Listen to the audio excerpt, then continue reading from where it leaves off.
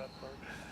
Clint, when from a defensive perspective, and how do you message just trying to get something done, people making plays without kind of being overly aggressive at this point? I think there's always, when you teach players to look for their shots and their opportunities of when they can go for something, and you have to understand when you're protected within a call. I think is understanding the question that you're getting to, and there's times for that, But obviously, if they're, and this is all through film prep, understanding the game plan. We talk about when those opportunities show, but there's some games that applies, but not always, not in every situation, not every game, every week.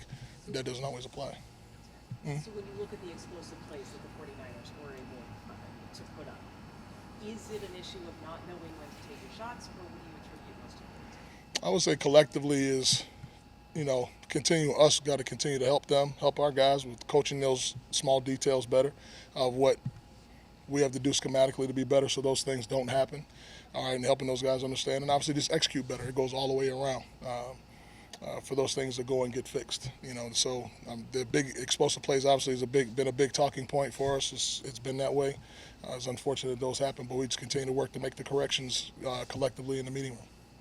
Mike Jackson ended up playing quite a bit in that game. What do you think of the way he played? He competed on a couple third down throws. Maybe one or two plays he'd like to take back, but otherwise he did a nice job, competed well. Where we expect him to be consistent is what he's always been for us.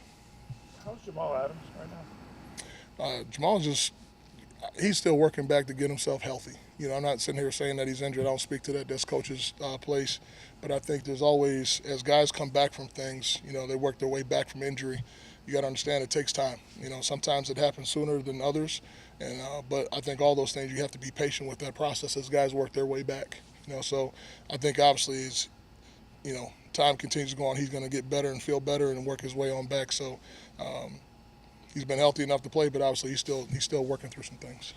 His blitz numbers are down. Has there been a combination of reasons for that? Is there a reason he's not as in the line? No, I think, a lot of things that as that stuff goes, it's again, working with him as he's starting to work his way in this groove back into stuff, playing and whatnot. I mean, he's been battling his butt off to get back out there with us. And like I said, I've said numerous times, it's been awesome to have him. But that doesn't mean, a guy's going to be 1,000% where he was, pre, any injury or whatnot that he's been working back from, that he's back to being his original self. So I think those things take time. And as you put guys in certain situations to do things, you got to have an understanding of that, obviously coaching them too. Reek Woolen, what do you kind of thought of his play last week? There's some aspects of his game that have gotten better, others that we just got to continue to improve upon, and that starts with us coaching him and making sure he understands exactly how he needs to do it and getting that level of consistency. Still a young player, his second year in the league, and has done a lot of good things, but there's still a lot of room in his game for him to continue to grow. When you look at this offense that the Eagles are going to run, Jared Reed said it's a game you just have to do right longer. How do you look at this compared to the last 3 weeks? Different style of game. There's a lot more, the previous weeks that we had a lot more pre-snap motions and things like that can get your eyes going in different directions. But with Philadelphia, it's not so much that. But they definitely have outstanding talent. The quarterback is a stud of a player, great competitor, strong, physical, can make all the throws. Obviously, they're very dynamic at the skill spots with the wide receivers and backs and the O-line. I worked with their offensive line coach for a number of years at Miami, Jeff Stoutland, so I hold him in high regard. They're really well coached all the way around and play really, really well together collectively as a unit. So it requires you. They don't do a lot, but what they do, they execute at a high level. And so it challenges you to make sure you have to do the same thing. You got to be consistent with playing your technique on fundamentals, leveraging the football, understanding fits, because they can spread you out and challenge you some ways schematically that other people don't. They do it in a different kind of way to make it more of a space game.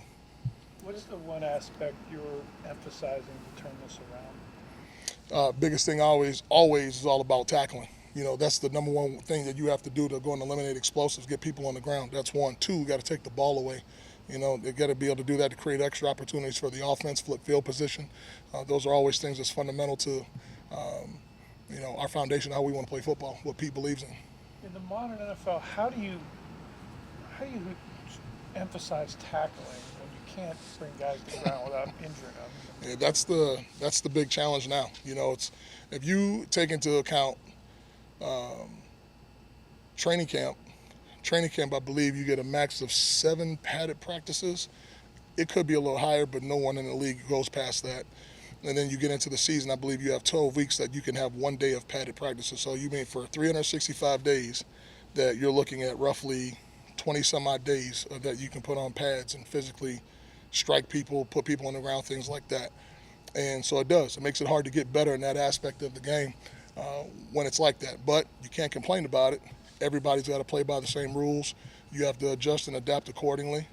The next challenge that's coming up is they're probably going to take the hip drop tackle out of football, things of that nature. So you have to understand the ball carriers are getting more talented. It's getting harder to tackle some of these guys. You got to continue to find ways and evolve to help yourself have a fighting chance. It's a challenge. You mentioned the hip drop. That's yet another rule for the offense. How do you do your job in the modern NFL? Seriously, how do you coach players not to illegal contact 5 yards beyond the line, or to not strike a quarterback above the chest or below the waist? How do you actually enforce that, coach that? Yeah, right now there's so many protection rules for the quarterback now. It's not even worth going for the hits. As fast as the game is going, when I say that, you make it more of an emphasis to go for the ball. Almost forget the tackle. If the ball is within your sight and you can get it, the poke and elbow, and get after that, you do a better job of going after the ball. Because if you tackle the football, then you don't get caught with, we call it burping the quarterback, landing on the quarterback, and swiping down on his head, and then they get automatic 15 for illegal contact above head and neck. There's so many things that they're protected on now.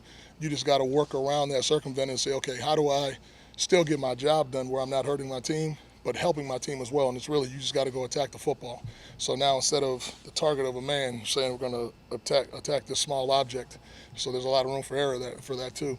I mean, you just got to continue to evolve and change with the rules of it. I'm still waiting for them to have a rule to make the offense have to adapt and change their game and not put it on the defense all the time. So that'd be really nice if that could happen soon. What did you say the rule is, like in season with tackling? Yeah, it's not so much about tackling, but it's you have 12 padded practice. I could be off by 1 or 2 on that. But I know it's not 16 or 17 weeks of the season, but it's like 12 weeks of where you can have 1 padded practice per week. So it's not like you get a ton of time to do that. Where like in college, you had a ton of time to work on that stuff. You got young kids. When you get to the NFL, that's a hard skill to continue to develop and train because of the lack of padded time. But you guys are in pads on Wednesday or Thursday, I guess, this week, but you're not tackling like this late this season. You'll thud up the ball carriers in practice, but you can't take anybody to the ground because you got to keep your team healthy to play on Sundays. How did not having the Witherspoon basically for most of the game kind of change things? Anytime you lose talented football players, you got to adapt and adjust with maybe how you call things and where you put guys at to get things done. So you just adjust on the run. Anything else? Appreciate everybody. Thank you.